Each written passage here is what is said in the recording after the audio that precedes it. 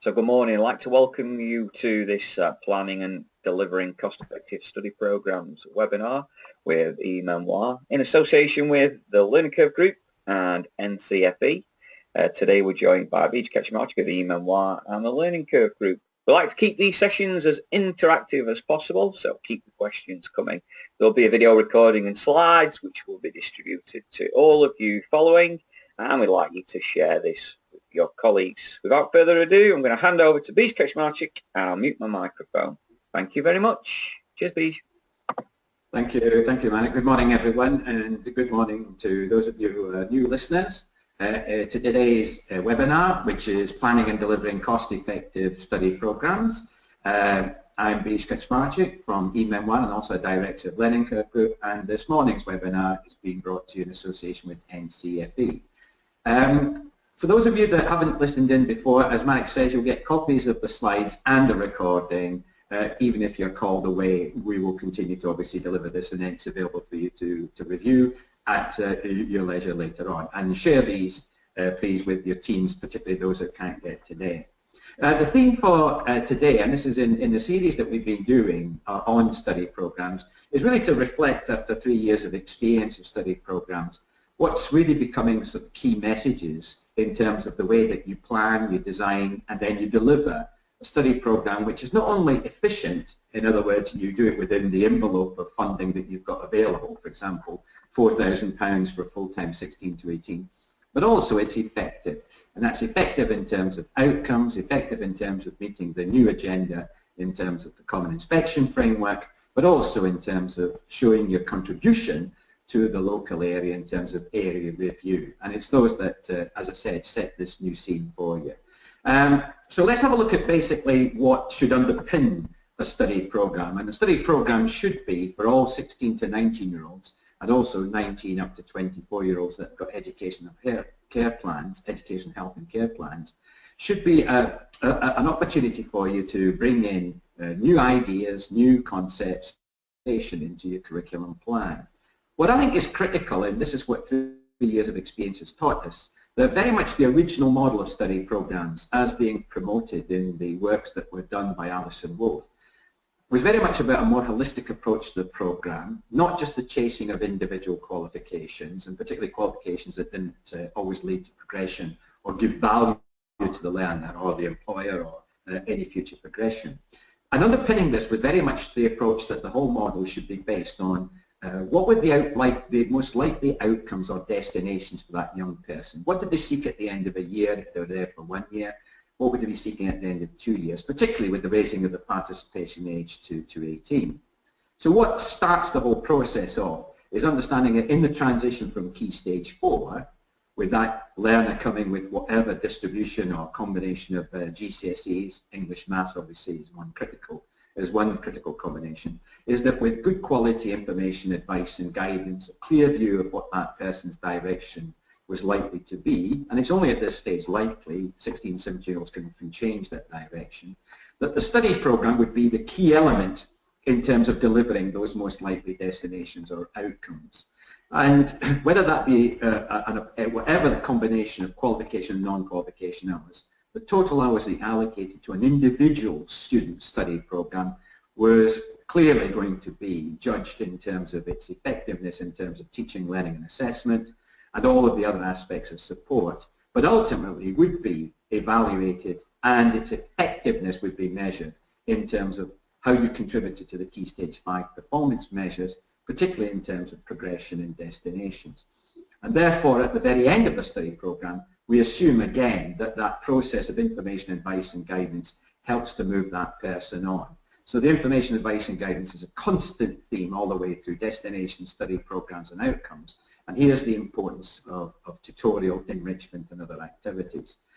So in terms of your effectiveness, how well you progress learners onto the next level, into employment, into higher education, and obviously a key driver into apprenticeships at whatever level would be seen as a key aspect of how well you had planned, designed and delivered your study programs. And please bear that in mind, particularly as you're moving into the next phase of inspection.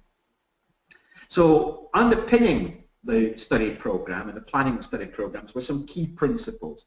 And sometimes it's worth going back to those key principles to understand that the agenda in terms of study programs is quite critical because of not only the raising of the participation age, but in terms of the progression for young learners into employment, into apprenticeships and into higher education or further study. It's a more holistic approach, first of all, to the funding of study programs. And today isn't really going to focus on the funding of study programs. That was a webinar I did last week. But ultimately, you know that the £4,000 that you draw down before any weightings or uplifts for a young person at 16, 17 is based on the totality of their program. The total number of hours are funded. Once they get to 540, with an average of 600 hours over a year, a mixture of qualification and non-qualification hours, it's that holistic approach. It's not about individual qualifications. It's the totality of the program and the usefulness and effectiveness of the hours that you're giving them. And here, providers have got to realize that they've got a lot of freedom and flexibility to do that, to meet those learner needs, to be able to deliver the destinations that that young person is seeking or the outcomes they're seeking, even if they might only be short-term, for example, with a program that might be a traineeship or a program that you may be delivering for young people that are unclear about future destinations, is that there's a lot less guidance and regulation about what you can do. And that combination of hours, where, for example, work experience could be the core learning aim, or English and Maths could be the core learning aim, or a vocational qualification or combination of vocational and academic, or purely academic, is really driven by the individual needs. So if you're a large provider, and I know some of you are listening in, have got over 3,000 to 3,500 young people covered by study programs. In effect, you've got 3,000 to 3,500 study programs. Although there's less regulation and guidance about how those hours are made up, there is a condition. And obviously the conditions relate not only to the eligibility of the programs and the eligibility of the learners, but also the meeting of the English and Maths condition. And I think, therefore, that has driven a lot of your decision making, and has got implications not only for the cost efficiency of your programs, but also the measured effectiveness of your programs, particularly in terms of the impact that this has on inspection. But I think what is critical, and this was underpinning the principles behind study programs, was that there would be opportunities with that freedom and flexibility to be more imaginative, to be more innovative, and that's been one area that's come under, that's obviously created some concern. For example, the use of blended learning, where it's appropriate to the learner and the type of program they're studying, but of course not just the padding out of hours, and obviously padding out of hours to get the learner over 540 hours, etc., or accelerated programs, you know, very intensive programs which cover 600 hours in only 20 or 30 weeks, is not really what is within the spirit of the funding of study programs.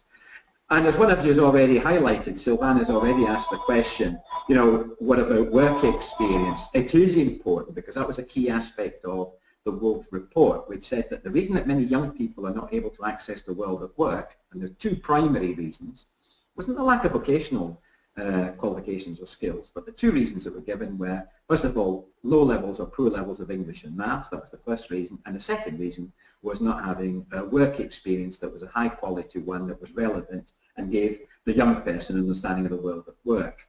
And as we've already been asked, we're going to go look at work experience. There is less obsession with the qualification, so the experience doesn't always have to have a qualification attached. It could be work experience, work preparation, the world of work, enterprise activities. But any qualifications that you are offering must be of high quality, and certainly in terms of meeting the 16 to 23 core offer. And that's got obviously important issues for you when you look at the planning and study programs in future, and that's going to be the impact of the new professional and technical qualifications and what they mean in terms of the hours that you might need and what that might mean for other elements such as tutorial, enrichment and work experience. So still some big issues obviously that will affect the planning and study programs after 17-18. So what are the drivers for cost effectiveness? Because we're not just looking at efficient models, you know, class size, appropriate use of staff, etc. Well, the main drivers are cuts in funding. In real terms, since 2010, the level of funding for a 16-17 has been £4,000. Well, in money terms, you know, even though there are low levels of inflation, some of those have affected salary costs and other costs. There have been, in effect, cuts in real funding and the real levels of funding, which have driven us to think much more about efficiency. with the area reviews, with inspection, a greater focus on the relevance of a study program to the labour market, particularly for those people that are going to be entering the labour market at 17 or 18 into apprenticeships, whatever, but also the relevance to the labour market in terms of the type of higher education program they undertake and how well that higher education program prepares them for the world of work. Underpinning all of this is the assumption that the quality of the programs will continue to improve, and there have been obviously some issues about the inspection grades that have been given to study programs which have not been encouraging so far. But not only the expectation that the study program will, achieve a good level of outcome for the learner in terms of achievement rates, but also in terms of progression and destinations.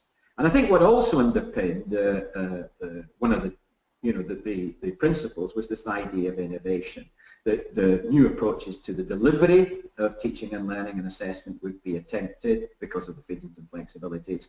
And that innovation would also mean significant uses of new technology, and particularly the new technology which a lot of learners can access, which is more portable, which is obviously more mobile.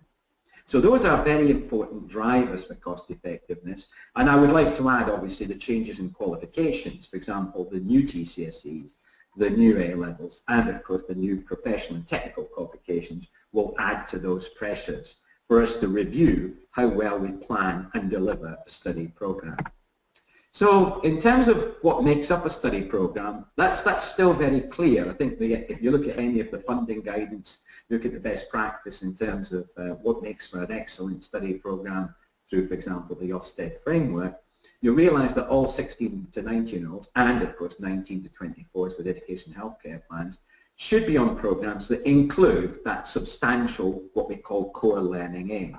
Now the core learning aim can either be a vocational qualification, a level 2, level 3 diploma or certificate, or an academic qualification, a combination of GCSEs or of A-levels, which allow for that progression to further study or employment to be possible. And that core learning aim has had to be looked at, I think, a little bit more, because on the basis of three things. The core learning aim determines, first of all, whether the program is academic or vocational, which is important for identifying the types of programs. Secondly, the core learning aim is the basis for retention. So as long as you retain the learner in the core learning aim, you will have earned a full level of funding. If you don't retain them in the core learning aim, your funding in effect is reduced by 50% in the following year through the lag number effect. And also that that core learning aim is also the basis for determining what will be the learner's weighting in terms of the program weighting. So if the core learning aim is an engineering diploma, the whole of the study program is weighted at that higher level compared to, say, an A-level program. Now, of course, some learners will have mixes of these, and obviously when you're trying to design and deliver an effective program, there could be some combination of vocational and, say, academic subjects where the person might be doing a level 2 diploma in health and social care and possibly a GCSE in English or maths or something like, say, biology or whatever. And we've already mentioned the condition that says that those learners that haven't achieved an A star to C in English and maths, or of course on the new grades, the grade 4 to 9, there is an expectation that they will continue to study English and maths at the appropriate level, unless of course they got a grade D at GCSE, when the expectation is that they'll be studying a GCSE in order to convert it to a better grade, rather than one of the stepping stone qualifications. From previous webinars, and I know you're all very familiar with English and maths condition, I think it starts to raise some interesting issues about how do you make sure that, for example, the delivery of English and maths is effective, it's embedded, or it's contextualized, and we'll look at that as one of the aspects of effectiveness.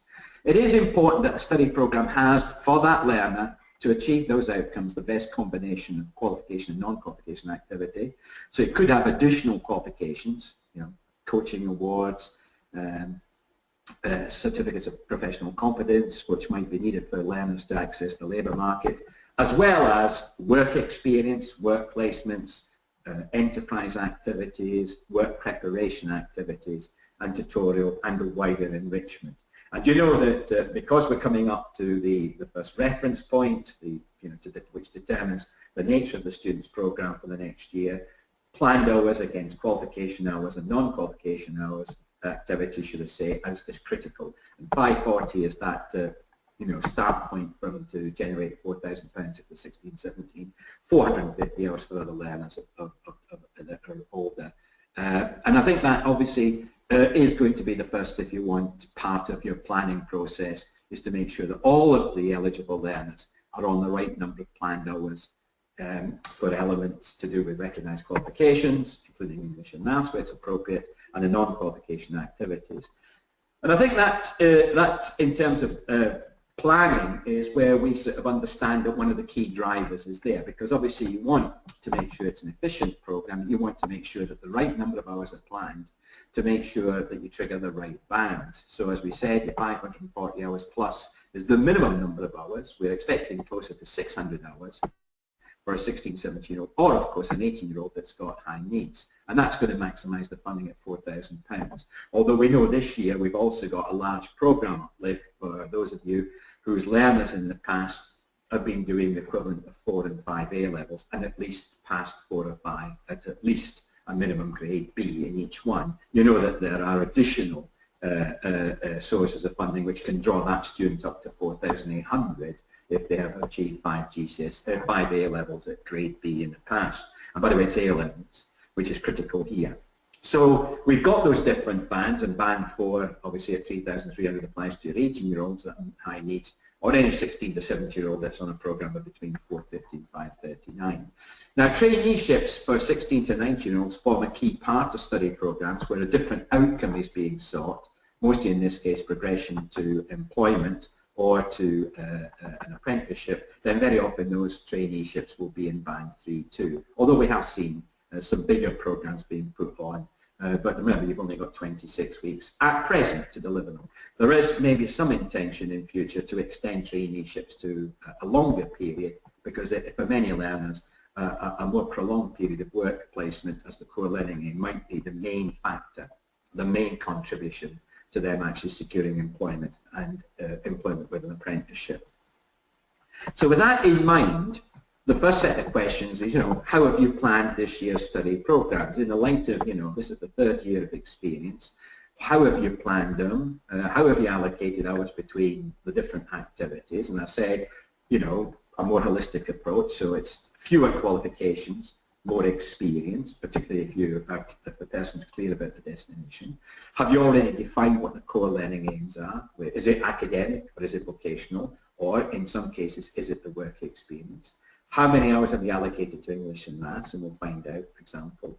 But also, how has your enrichment tutorial and work experience been planned? And so that asked a very good question before we started about how many of you as providers are delivering work experience to all your learners. That's all the learners that are eligible to have a study program.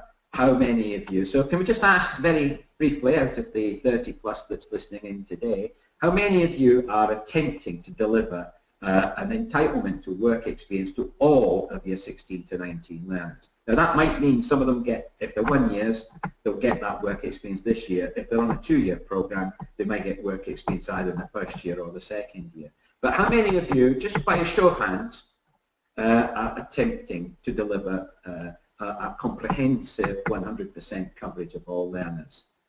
So that Sylvana's got some idea. And obviously it's the relevant and quality of the work experience. So it's not just about just a work experience, it's is it relevant, is it meaningful, and is it well resourced, and is it well planned for, and is it well recorded? These are all things which obviously inspectors are looking at.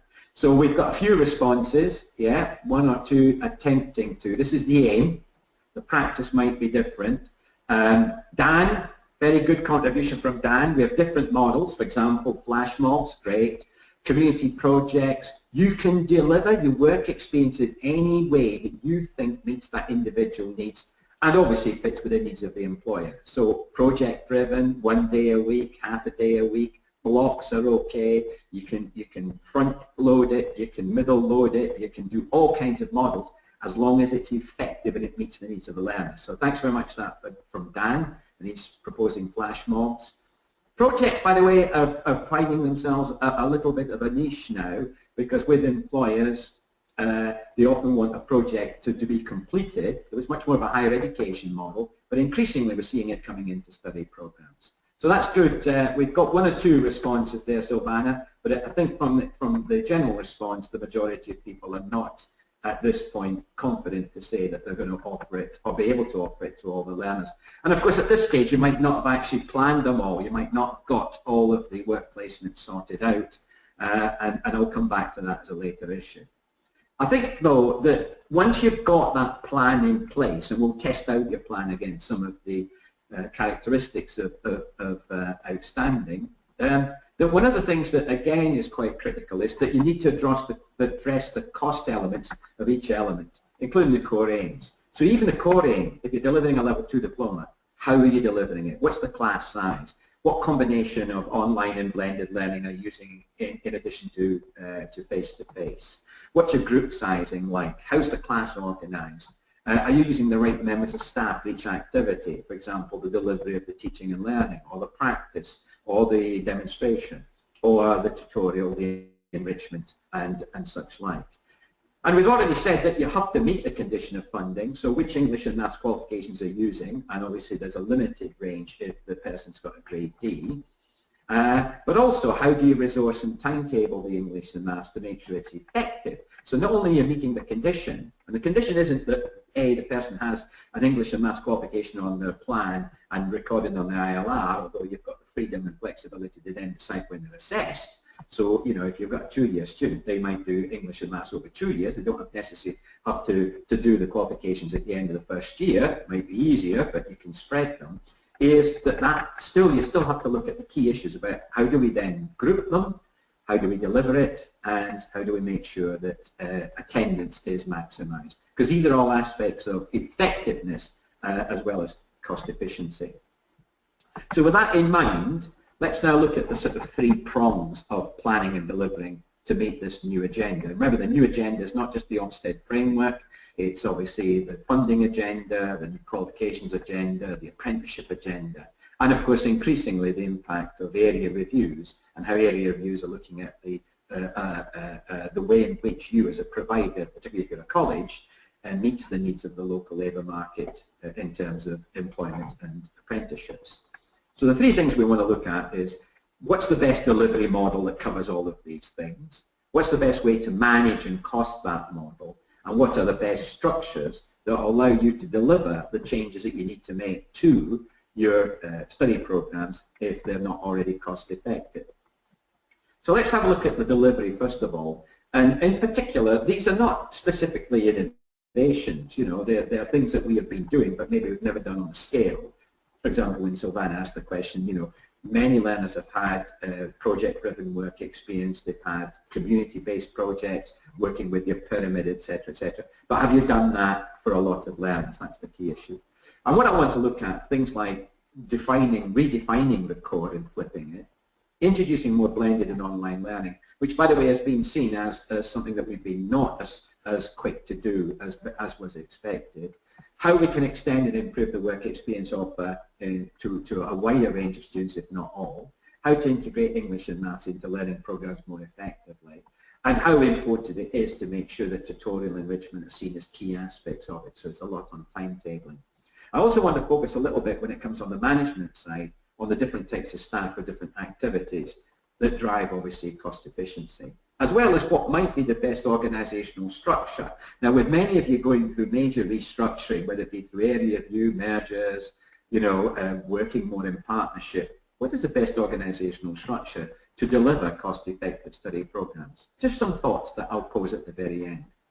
Let me start by looking at a model that I've seen now being delivered in quite a lot of providers, not only in colleges and larger schools, but also in the training provider sector, which is called flipping the core. And what you see is that for funding purposes, the core is always defined as the single largest qualification. So it can either be an academic qualification, an A-level, as part of a combination of A-levels, or it could be a vocational program such as a level 2 diploma or a level 3 diploma. What we're suggesting is that since the emphasis is on progressing the learner, and in particular the issues that came out from the Wolf report, is that maybe a more holistic approach is to look at the core as that range of activities which, if you want, give the person the capability to be able to then actually progress and be successful in their academic or vocational subjects. So that includes English and maths, work experience, tutorial and enrichment, careers education, personal development, behaviour and welfare, and all aspects of that which make for that more rounded, much more holistic approach. And what we say is that that emphasis can change as the level of the students increases. So when you're talking about learners coming in at foundation, for example at entry and level 1, then the course should be made up more of what I'd call those essential skills.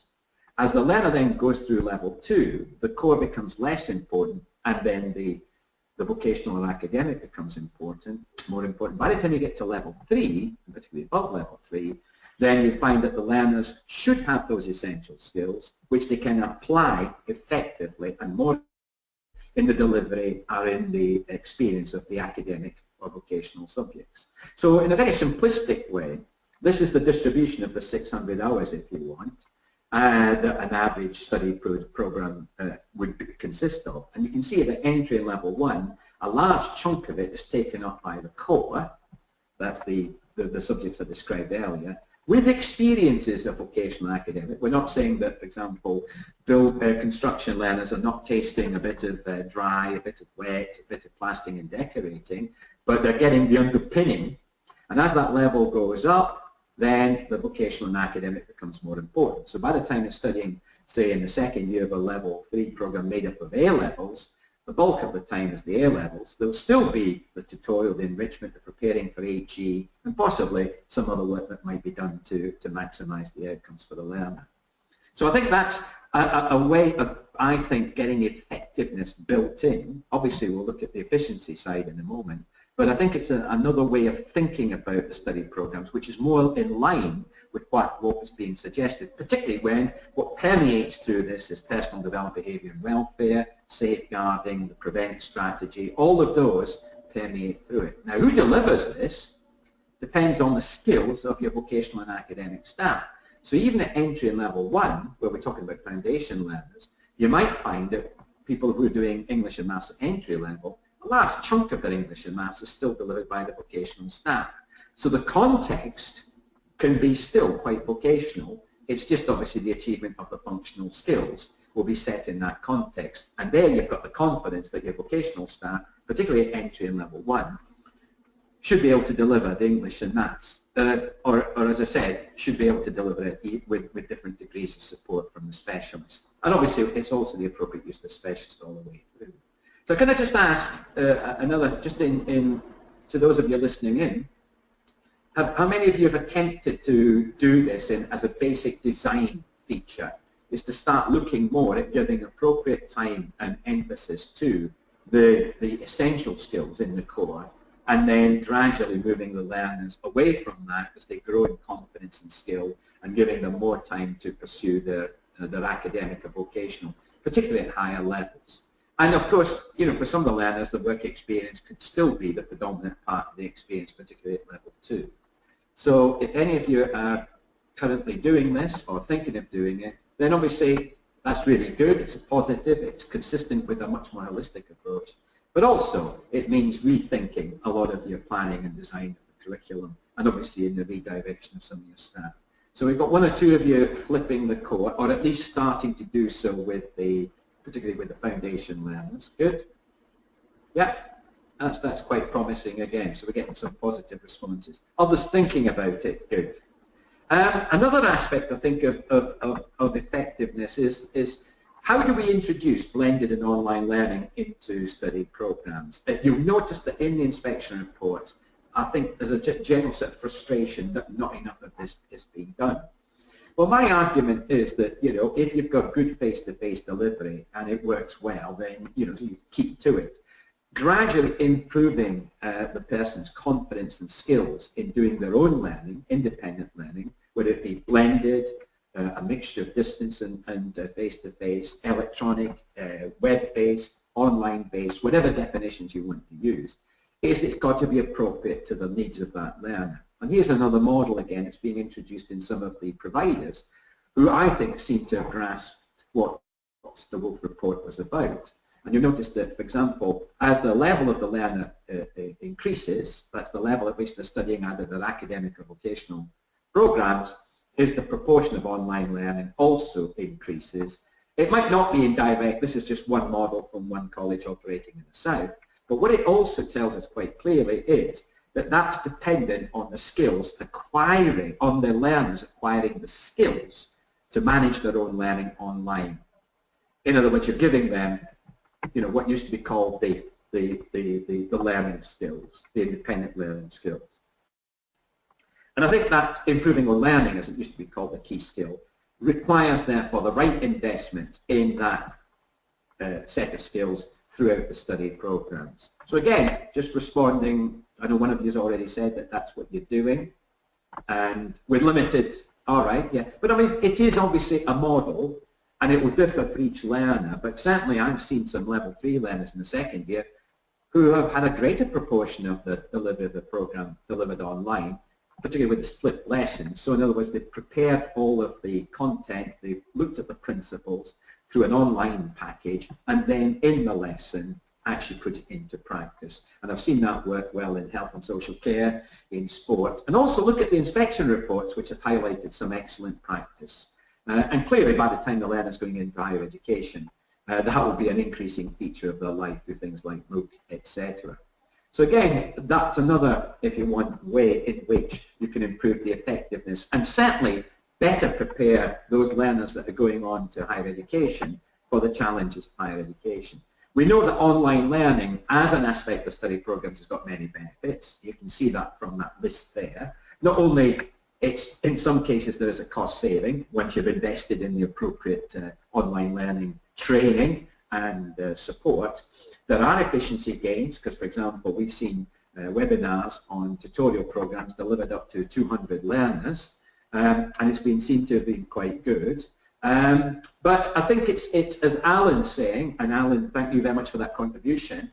At his institution, they're doing this, but not all E and level 1 learners do blended learning. Exactly. It's got to be appropriate to the learner, it's got to be appropriate to the level of the learner, the confidence of the learner, and the skills that you've already embedded in that learner. And certainly I've seen some level 1 and level 2 learners, which by the end of their program, particularly in period 3, seem to be doing much better and much more with more confidence. But of course it is, again, a mixed picture. And I think when you look at that, if you look at the benefits, there are many more, but I just focused on 3, which again seem to be recurrent themes, where new technology is being effectively introduced into, that's new technology in terms of learning, has been introduced into study programs.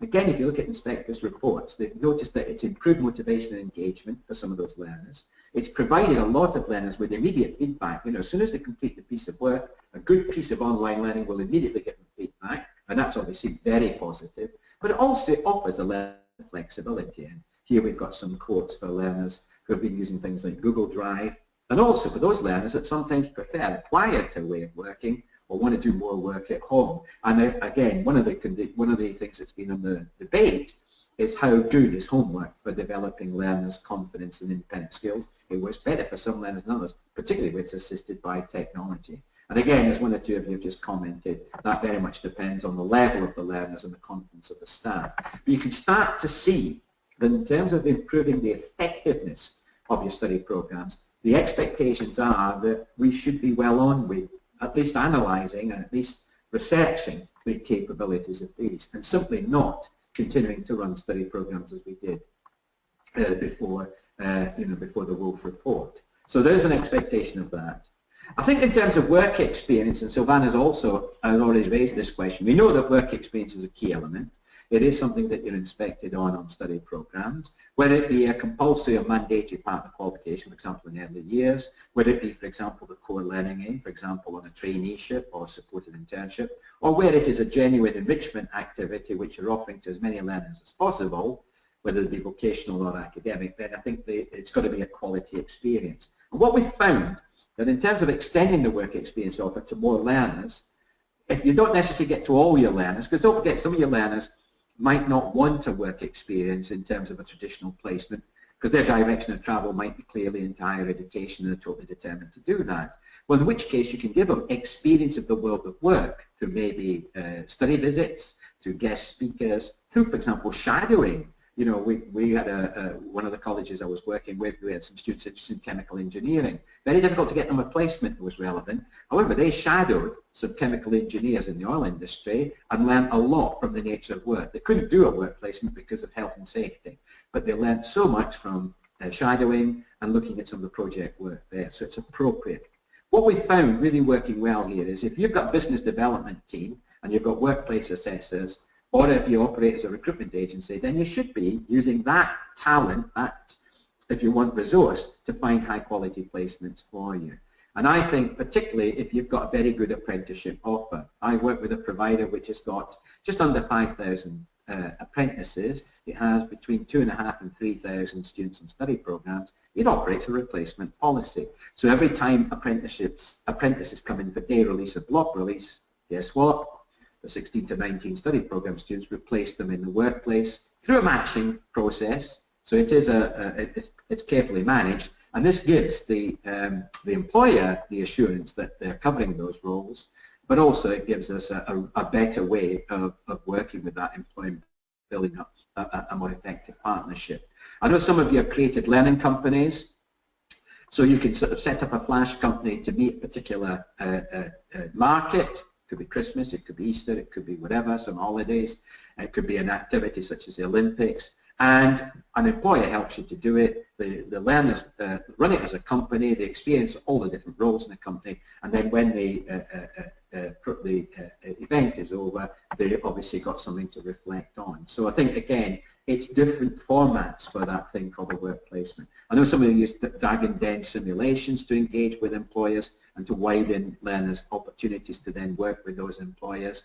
I use all the partner and stakeholder networks. Whenever I go into a college or training provider, I always say, who are your primary and secondary schools in your pyramid? Have you gone to them and offered, for example, your art students to work with the primary school kids, your sports students to work with primary school kids, your drama students to work with kids in the schools, particularly when the schools are already stressed and under pressure to have a specialist support. So, for example, if you've got a primary school and on a Wednesday afternoon that school wants to offer art to its P1 and P2, then why not have one of your students go in and help that teacher, particularly if that teacher is not an art expert. So it's a little bit more, I say, creativity, which gives us the opportunity, as Silvana said, to offer more of our learners that entitlement.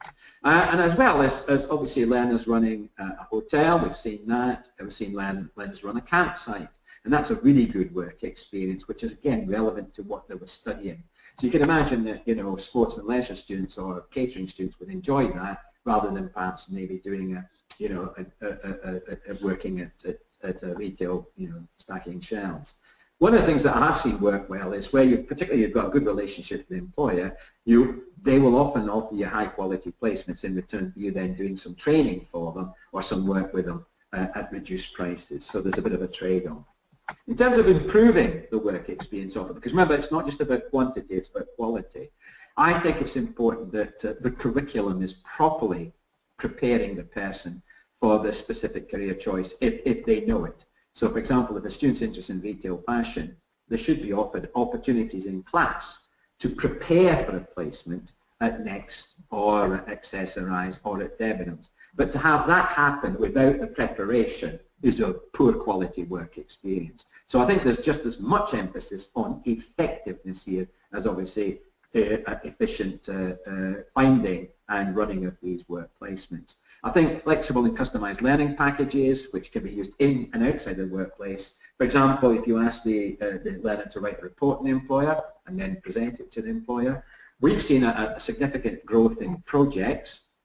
Could be a health and safety project. So in other words, the employer is using that spare set of hands in an effective way. The learner learns things like how to project manage, how to write a report, how to interview people, so they're extending the range of skills. And that should be collected, you know, whether using ProMonitor or an e-portfolio or Smart Assessor, it's so critical that then it's contributing to that learner's profile in their CV. Again, if you've got learners that are not ready for a full experience, then short tasters could be useful, 1 day, half day, to see what direction of travel. And again, an effective use of your internal work placements, using your realistic work environment as preparation for external placements will then get a better match. There's nothing wrong with using those if you have high quality attached to it and there's a clear purpose. Of course, it's preferable that that work placements are external. But I think what is obviously missing, and we don't see enough of this, is that a lot of the English, maths and employability skills and digital skills which learners use on work experience should also be captured either through your Pro Monitor or your e-portfolio. And I think that's one of the things that we'll pick up in a minute. So just in terms of effectiveness, we've looked at flipping, we've looked at the effective use of online learning, we've looked at making more of and better quality work placements. Are there any comments or questions you wish to raise at this point in terms of the general direction of travel, which is looking at how to make your planning and design of study programs much more cost effective? And as I said, I've been focused on the effectiveness side.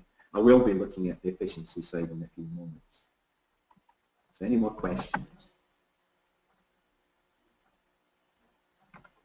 Sylvana's asked a good question, by the way, just in relation to something that I said. Interesting point, work experience not necessarily being relevant to academic learners. Does Ofsted see it this way? Yeah, if you look at Ofsted's guide to quality work experience, it does talk about students who are particularly the direction of travel into higher education, having a more appropriate experience of the world of work, such as shadowing a project, for example, or a study visit, guest speakers, and even running a simulation. I would think, because there are some restrictions, don't forget, and it might be good for simply to get involved in an industry week when there's a simulation or whatever, would be, I think, adequate. I think it's about appropriate to what the learner needs for progression, as opposed to simply every learner must have the same type of work experience or work placement. So hopefully that helps.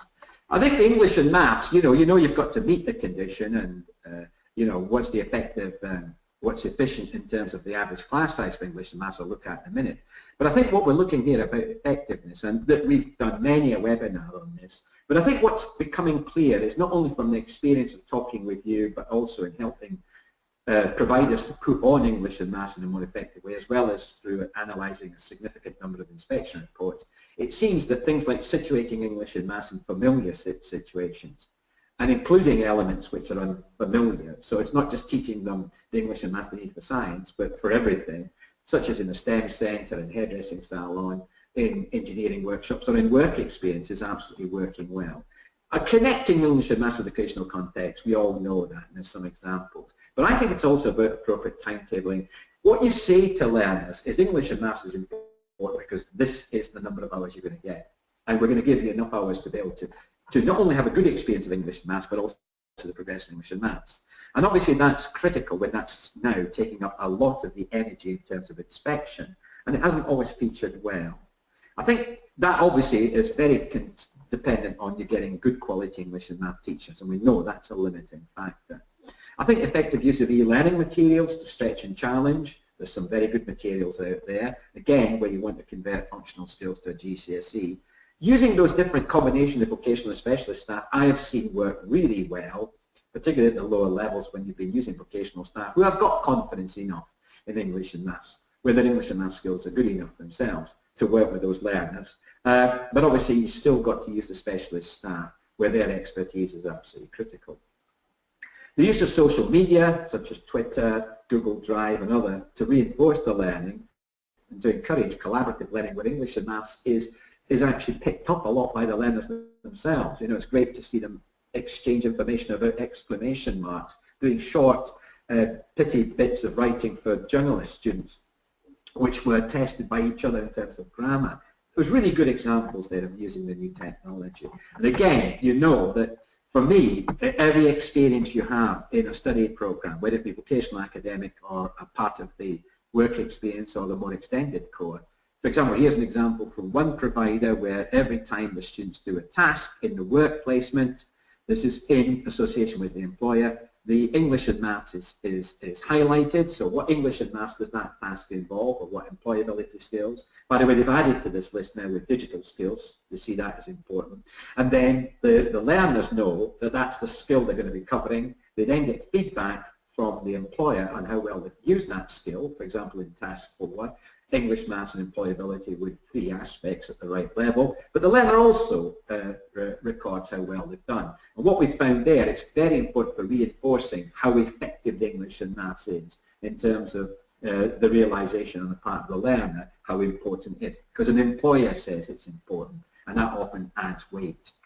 I think the contextualization of English and maths, we've seen it in things like mathematics and education industry, barking a diagram as an example. From the Association of Employment and Learning Providers, we've got Skills Plus with another example. And they're all, if you pursue those examples, they're very good examples. There's plenty more of how well English and maths GCSEs have been contextualized. I also look at timetabling, and I know that one of you has asked about how do we, what's the most effective way of timetabling English and maths. I think it's important that English and maths are given appropriate slots on the timetable to show that they're important, and they're not sort of being added on at 8 o'clock in the morning or at 6 o'clock at night. And I know that many of you operate a centralized timetable where English, maths and other things like tutorial are central to those learners, and that's the first thing that goes on. Well, that's an immediate message that you're giving through to the learner.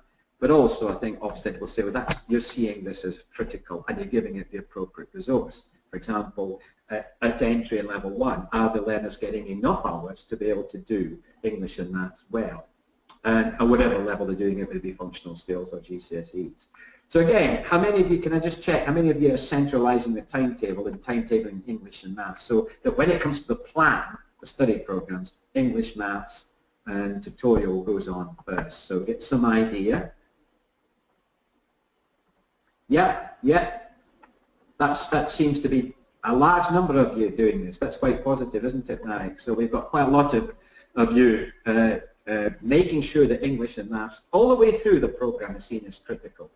The only limiting factor, and the biggest one, is have you got enough staff to deliver all the English and maths you need, particularly with the GCSE resits.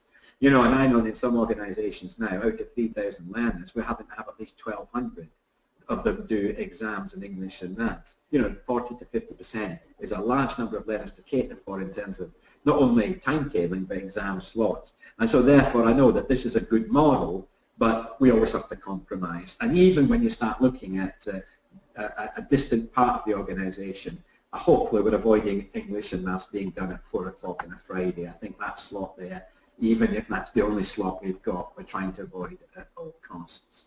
So again, and it's that right combination of English and maths, by the way, particularly works well at lower levels. We've seen it work at foundation level, entry and level 1, and I know one of you's already asked, how do we do it? Well, what we find is that here the blue is the vocational staff and the orange is the English and maths specialist. And when we're talking about very familiar contexts, so we're talking about hairdressing, entry and level 1, the learners are doing a lot of hairdressing, they're doing their English and maths in the salon. Most of the delivery of English and maths is done by the hairdressing staff. But as the context changes, and you're preparing, particularly if you're preparing the learners for functional skills at higher levels or the GCSEs, the context in which the learners are learning English and maths become less and less familiar. And here we've got more involvement of the specialist staff. I've been talking about this now for 3 or 4 years. It is not a new model. It's actually a model that goes back to our days of running BTECs and CPV in the 70s and 80s. So if anyone remember the City and Guilds 365, that's the way we used to run it. So we used to get the plumbing and engineers and hairdressers to do large chunks of English and maths, and the English and maths experts came in where it particularly was a less familiar context. But again, doing this in a consistent way as part of your plan for an effective study program, I think is a good indication that you understand how this agenda has changed. Again, I think many of you are doing that. One of you has just asked, well, how do you make sure that it's cost effective? Well, here's a little example. Let's assume we've given a GCSE or a functional skill 90 hours. And the first question many of you say, well, how can you afford that for a functional skill? Yeah, I want them to pass it. And therefore, I'll take that resource and prioritize that resource, and there'll be less going into other things. It's about priorities. And again, if you haven't got the English and maths staff, that's often what you call your constraint. If we know that we're going to give them 90 hours is a proportion of 600 hours as a proportion of £4,000. Let's assume these are 16, 17-year-olds. Means that if we recruit a learner and they go through the English and maths qualification, they will be contributing £600 if they complete the program. In other words, if they're retained. Remember, all the funding here is about retention. So a class size of 15, say I've got 15 doing functional skills at level 1 or 15 in a GCSE reset class, will generate therefore £9,000 income. If we know that outside of London the average cost of putting a teacher in front of a class to teach English and Maths is about £100, that's about 50% for the cost of the teacher and 50% for the overheads. I know some of you think, yeah, thank you. That means that if we put in 90 hours of face-to-face teaching, it's going to cost us £9,000. So £9,000 income, £9,000 cost. What's cost efficient is something therefore that breaks even. So 15 learners break even.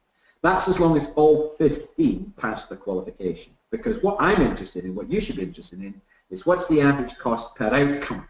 In this case, per successful functional skill or GCSE. In this case, it's £600.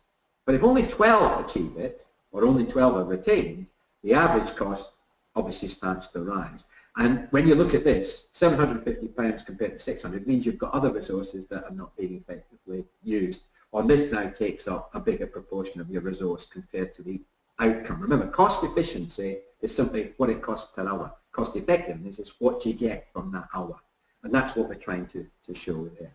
And again, do that, and I know that obviously at entry 1 and 2 the class sizes can be smaller, but you'll be using things like the disadvantage block 2. Remember, that's the block that gives you money attached to each learner that hasn't got English and Maths at prior attainment. And obviously if at the higher levels, particularly when the students are doing GCSEs, you might have more than 15 in the class.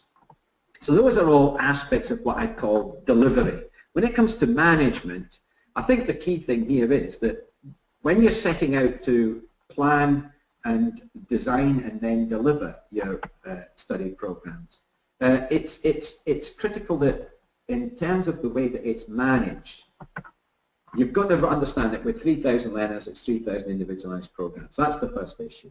That means for each learner, the most cost-effective study program will often not only mean getting the combination of qualifications, the right level of English and Math, the right work experience, all the things we've talked about from the effectiveness side. It also means that you look at the efficient use of those resources. So for example, group size.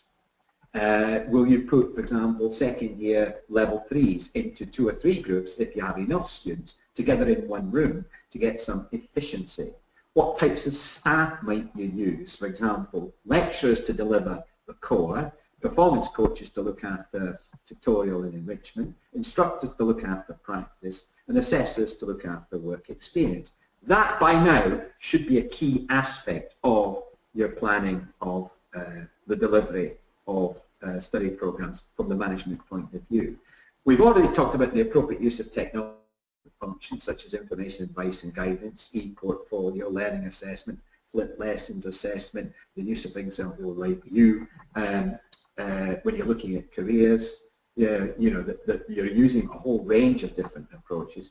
But also, I think, how well you're collaborating in terms of teams across subject areas, and particularly when they're doing themed project work, which is one of our future webinars. And also, how do you bring in the external partners, for example, work placements, the schools, your employer partners in other ways. When I looked at this, then I think one of the things that comes up, for example, if you take an example of a level 2 program that's being run by one of our partners this year, it's a level 2 program for progression with students of 16, 17. You can see that when it comes to the way in which they plan the 617 hours, you might say, well, that's generating £4,000 worth of revenue as long as the students retain them the core learning aim. But also, how much did it cost? And the key thing here is that when you're looking at cost efficiency, to make sure that the 617 hours still cost £4,000 or less. Well, look at the notes. When it comes to the vocational program, 408 contact hours, of those, 34 are delivered in a learning base where 2 or 3 groups come together with one member of staff who's there to facilitate and support the achievement, for example, of a piece of work that's given to them. Now, these are level 2 learners, and I assume this is happening in the latter part of that year, when they've got maybe the skills and confidence to do an independent piece of work that's supervised, and then obviously when they come back into class it's assessed. You'll notice the tutorial is 37 hours, that's 34 group hour and 3 hours of one-to-one. All of that is being delivered by performance coaches, not by lecturers on full rates. Now that obviously can create problems of quality, and I know that some of you have said in the past, yeah, but therefore all you're doing is reducing the quality of the input, not if those performance coaches or mentors are properly trained, properly qualified, and have very strong liaison with the subject staff. If they're not got those characteristics, it can be cheaper, but can also be much less quality. And by the way, it does no help if you have a lecturer doing that and also a performance coach together, where you're just doubling or increasing those salary costs. Work preparation experience, this learner needs 35 hours in an RWE, realistic work environment with an instructor. That's a small group, and they go in there, and that prepares them. That's work preparation. It's absolutely critical because then it prepares them to do a full week of 35 hours with an external employer. Again, using the right staff, an instructor, not a teacher, external employer, they're visited by an assessor. Functional skills, 51 hours, a very different model from the one I showed you earlier, each delivered by lecturers. So you can see that from the management of that learner, it's an individual program. That learner has a program which will be different from another learner because of their individual start points and their most likely destinations. But when it comes from the cost efficiency side, look at the way we've used staff. 374 hours of lectures. And this is the direct cost. That's just simply the direct cost. It's not the overhead costs. But because they're doing one of the modules online, there is an additional cost of £10 per student for that unit. So you've got to factor in those costs. But nevertheless, that's then been delivered to 2 or 3 groups in the same learning base, learning centre, whatever you want, bigger workshop, with the appropriate member staff supervising. The work experience, you can see there's 35 hours which they do along with an instructor. It's a small group, so that's spread across the group. And then the assessor visits them for 2 hours in the workplace, and that's obviously a direct cost of the assessor. You can see the tutorial, it's 37 hours, 34 of that's done in a group. As I said, being delivered by a mentor or performance coach, and then there's the 3 hours of one-to-one, which of course has then got to be attributed specifically to that learner. So again, from the point of view of efficiency, is this a model that you are now using, and is it effectively embedded into your organization? So again, it's a question. How many of you, just by raising hands, have got a similar approach to cost efficiency by allocating the appropriate people to those different elements of it, and you're doing it in a way which therefore means that you can live within the £4,000 envelope, or even in fact some cases do it less. But remember, the key thing here is it's appropriate staff with appropriate skills, appropriate training, and adding quality and adding value rather than simply being a cheaper option. So I think we've got a fair number of people who say, yeah, we've been doing that, since the beginning of study programs. Gradually, one of you have said, you've got some areas that are better than others. Yeah, and there are training costs, don't forget. There are investment costs in investing in online materials, and also the training cost, for example, where you've got full-time. And obviously, Silvana, you're saying you're trying and advising. It's like anything. It isn't in some places fully embedded as the common practice. But nevertheless, you're starting to indicate that you're moving towards that more cost-effective model of study programs. From a point of view of a traineeship, how many of you here are offering traineeships, by the way? Just a show of hands.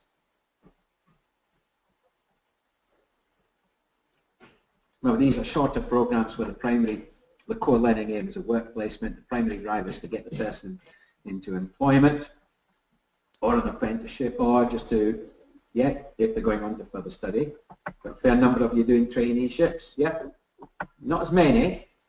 And here you can see that the core learning aim is the work placement, which could be one or more work placements. They're still doing the functional skills.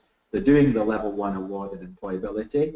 And you can see that the way it's spread out over the 18 weeks. So obviously those students are coming into the provider for a day a week, and then spending some time with the employer in the middle after they've been well prepared for that work placement or work placement.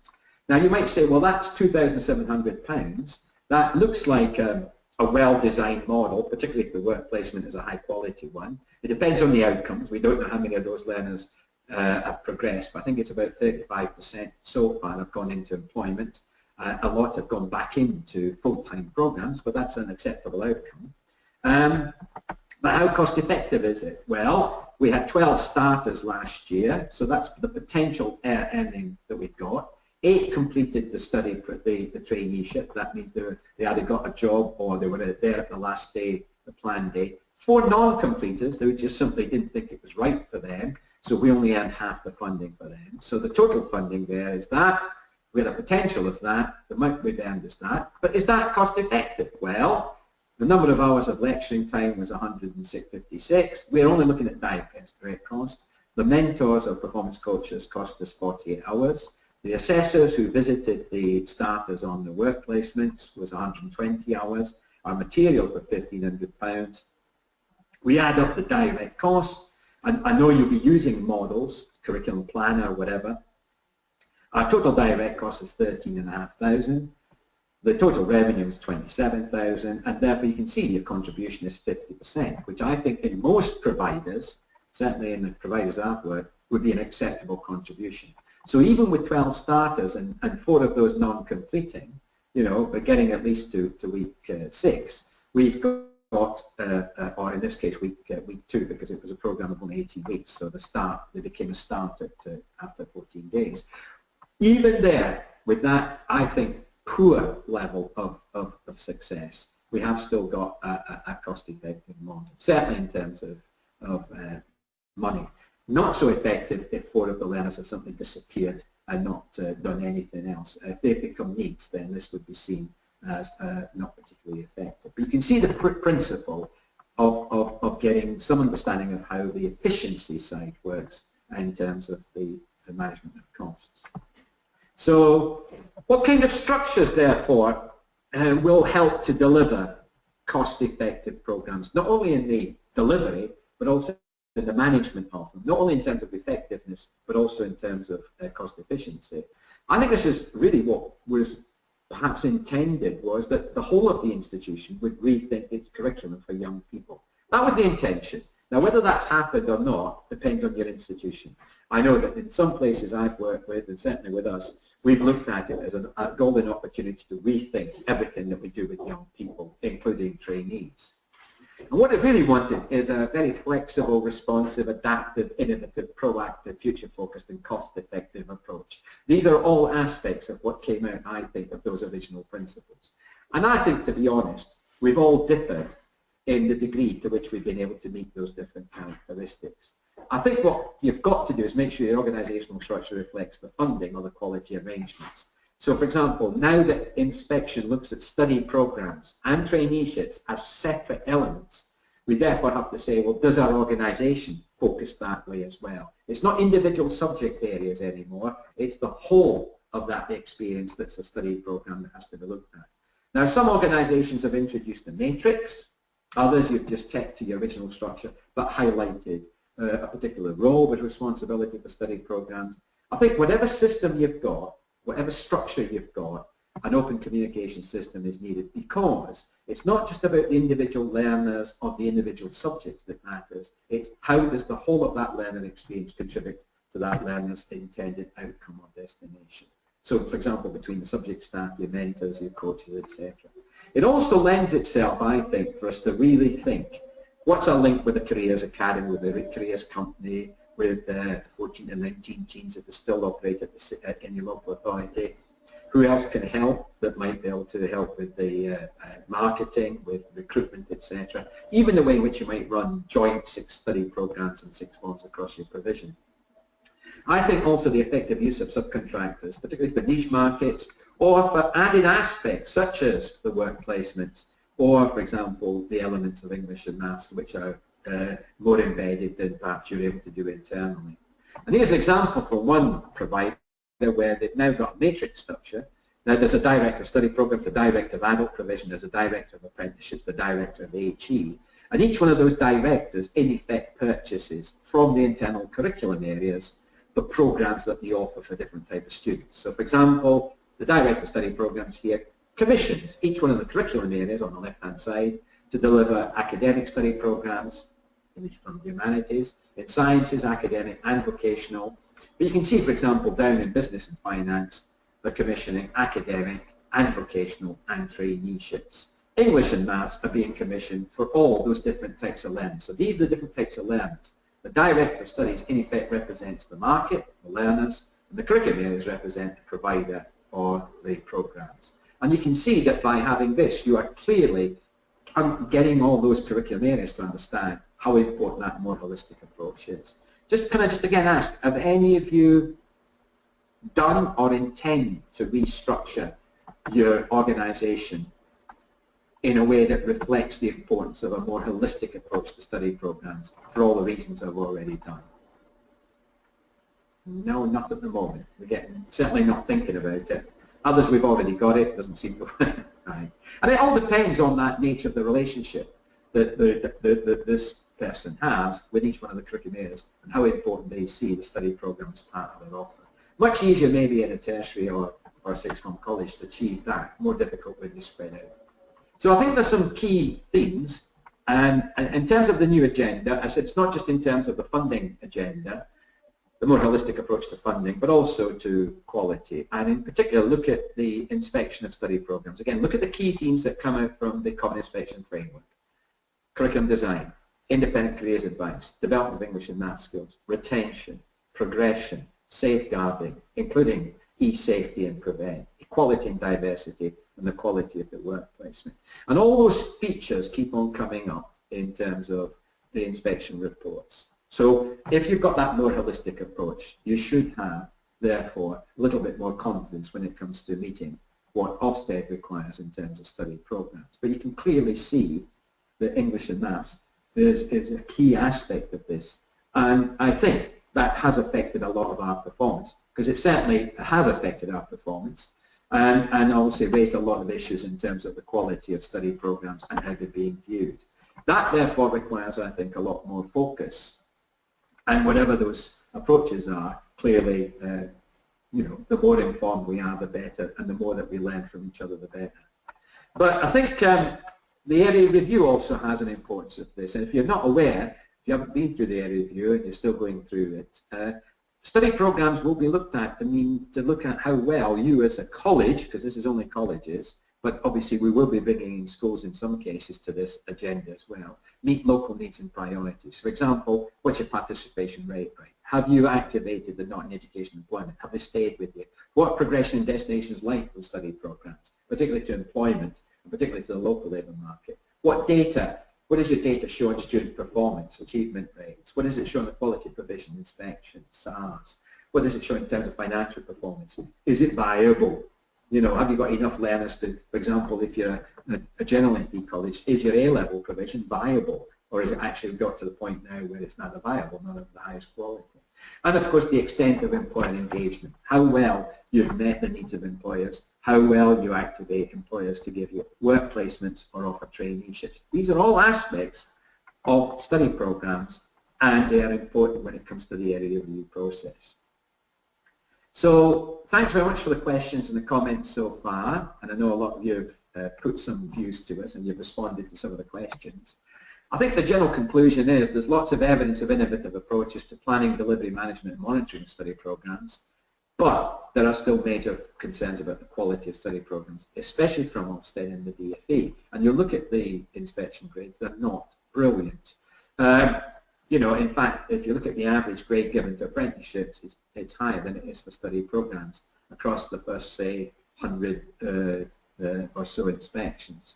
And I think some providers have just not understood that study programs require a more holistic approach to the student experience. It's that talented.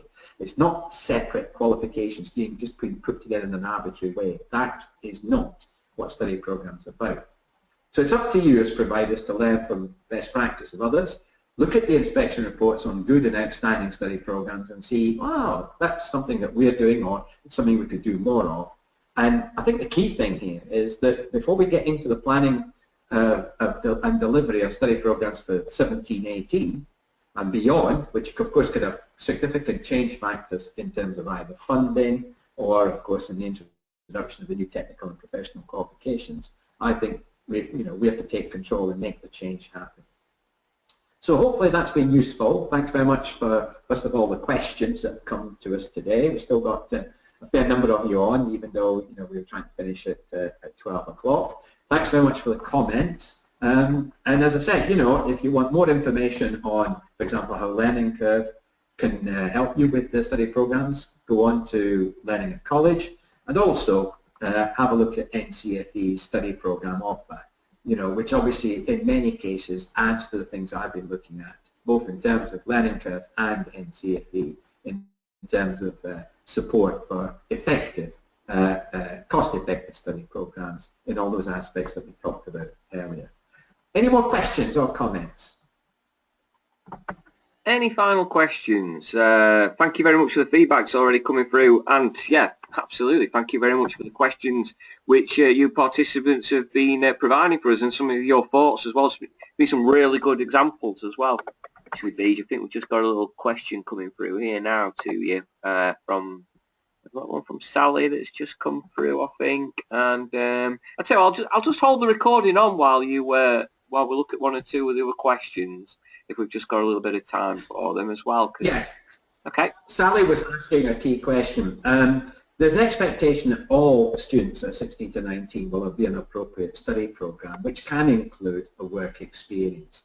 A traineeship is just a shorter form study program. It has a maximum of 26 weeks, where the primary purpose of the learner is, and the core learning aim will be work experience. So you see in the example I showed you earlier, the work experience was by far the biggest element in that student's program.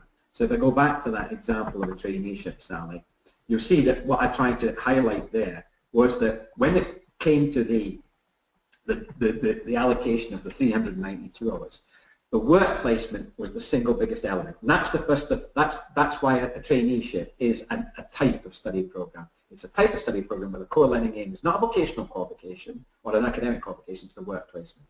The work placement must be one which gives the learner, and it can be more than one, it can be one or two work placements, preferably it must be external, and what it must do is give the learner a really good experience of the world of work, so that in many cases it can convert that placement into a full-time job with training, preferably an apprenticeship, or it can mean that the employer that you've partnered with will write a very positive report for the learner, and that might be used by the learner to then get a job with another employer, because the condition for the employer to get a work placement on a traineeship is that the employer must either interview them for a job or give them a very good reference, which can then be used to get another job, or they might decide that at the end of the work placement they would prefer to go to an apprenticeship, so they'll try and match them, and hopefully that apprenticeship will convert to a full-time job. Or in some cases the learner might say, well, I've learnt a lot about the world of work, I'm not ready to go into it, I would now prefer to convert that maybe to a fuller study program, which would be maybe, you know, closer to the 600 hours, where the core learning aim is likely to be a bigger vocational qualification. So it is a type of study program where for 16 to 18-year-olds it has a bigger element of work placement. But again, there's a mix of going on a work placement and also coming back into you, the provider, to do their English and maths and any other. And they could do a vocational qualification. For example, we've got land-based learners that will do an introduction to horticulture or something like that as a vocational qualification alongside their placement with a garden centre or a local authority parks department. So it is that's how it's different from otherwise a study program, where the work placement might be just a small element of it. Hopefully that's answered your question. Thank you. Thanks for the question. Yeah, super stuff. That's it then. I think that's it. Thank you. Okay, so can we just close the recording?